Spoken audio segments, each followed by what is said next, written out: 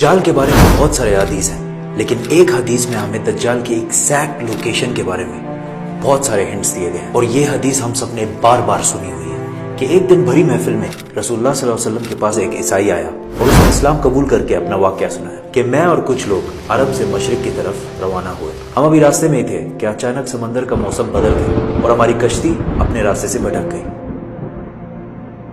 एक महीना इधर उधर भटकने के बाद समंदर ने आखिरकार हमारी कश्ती को एक जजीरे के पास ला खड़ा किया। बड़ी कश्ती डॉक करके हम छोटी कश्तियों के जरिए उस जजीरे पे पहुंचे और वहां हमारी मुलाकात एक अजीब किस्म के मखलूक से हुई जो बिल्कुल काला और जिस्म पर बहुत ज्यादा बाल थे उसके, और उसने अपना नाम जस्सासा बताया। हमने उससे पूछा तुम क्या चीज हो, क्या मखलूक हो? उसने बोला मुझे छोड़ो, वो उधर एक मंदिर है, उधर जाओ, वहां एक शख्स तुम्हारा बहुत शिद्दत से इंतजार कर रहा है। अंदर हमने एक शख्स को जंजीर में बंधा हुआ देखा और उसने हमसे 3 सवाल पूछे कि मुझे बेसान के दरख्तों के बारे में बताओ, क्या उसमें कोई फ्रूट फल वगैरह है? हमने कहा बिल्कुल, वहां बहुत फ्रूट्स फल वगैरह है। उसने कहा बहुत जल्द वहां कुछ भी नहीं होगा। फिर उसने पूछा मुझे लेक ऑफ तबरिया के बारे में बताओ, क्या उसमें पानी है या नहीं है? हमने कहा वहां बहुत पानी पड़ा हुआ। उसने कहा बहुत जल्द ये भी खुश्क हो जाएगा। और फिर उसने कहा मुझे उस उम्मी पैगंबर के बारे में बताओ, क्या किया है उसने अभी तक? हमने बताया कि वो मक्का से निकलकर मदीना में आबाद हो चुका है।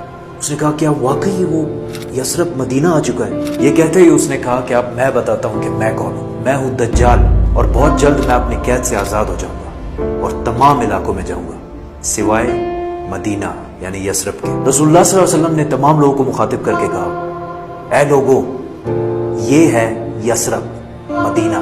तमीम अद्दारी जो कह रहा है मुझे उसमें सच्चाई नजर आ रही है। याद रखो दज्जाल शाम के समंदर में है और ना यमन के समंदर में। और अपने हाथ से मशरिक की तरफ इशारा करके कहा दज्जाल मशरिक में है, दज्जाल मशरिक में है, दज्जाल मशरिक में है।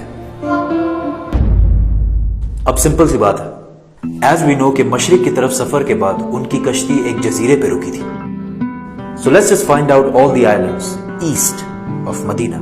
मदीना के ईस्ट में there is the famous Arabian sea और इसमें मेनली 4 जजीरे पाए जाते हैं। Lakshadweep island in India, Socotra Island in Yemen, Masira Island in Oman and Astola in Pakistan। हदीस में क्लियरली फरमाया गया है कि दज्जाल यमन के समंदर में नहीं होगा, तो ये 2 आइलैंड्स तो निकल गए। रसूलुल्लाह सल्लल्लाहु अलैहि वसल्लम ने मदीना में जो मशरिक की तरफ इशारा किया था, अगर उससे हम एक सीधी लाइन खींचे तो वो बिल्कुल अस्टोला आइलैंड के ऊपर से गुजरती है। और जब जस्सासा ने उनको उस जजीरे पे एक टेंपल मंदिर की तरफ भेजा था, तो इस जजीरे पे एक मंदिर टेंपल के कोई रिमेन्स तो होने चाहिए। इंडिया के इस आइलैंड में तो ऐसा कुछ भी नहीं है, लेकिन पाकिस्तान के अस्तोला आइलैंड में बताया क्या है? मंदिर। लेकिन ये तो 1450 साल पुरानी कहानी है। मंदिर तो अभी 40-50 साल पहले बना होगा।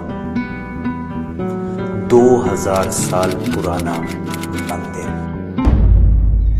और मंदिर भी किसका? काली माता, हिंदुओं की सबसे खतरनाक और खौफनाक गॉडेस, देवी, जो दिखने में बहुत खौफनाक और जिसके जिस्म पर भी बहुत ज्यादा बाल है। कुछ याद आया? जस्सासा। उन सहाबियों ने जिस अजीब से मखलूक की बात की थी वो बिल्कुल हिंदुओं के इस भगवान से मिलता जुलता है। लेकिन अगर आज आप अस्तोला आइलैंड जाए तो आपको दज्जाल नहीं मिलेगा। वो आजाद हुआ है या नहीं ये तो नहीं पता, लेकिन ये जो जस्सासा है इसको गौर से देखें।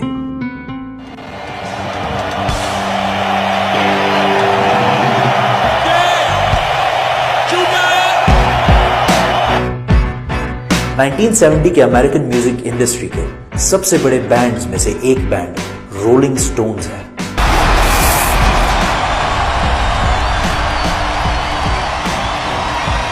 जिसने अपना ये लोगो हिंदू गॉडेस काली माता से इंस्पायर होकर बनाया। और ये लोगो पिछले सदी के सबसे मशहूर लोगोज में से एक है। और रोलिंग स्टोन्स बैंड को one of the greatest of all time माना जाता है।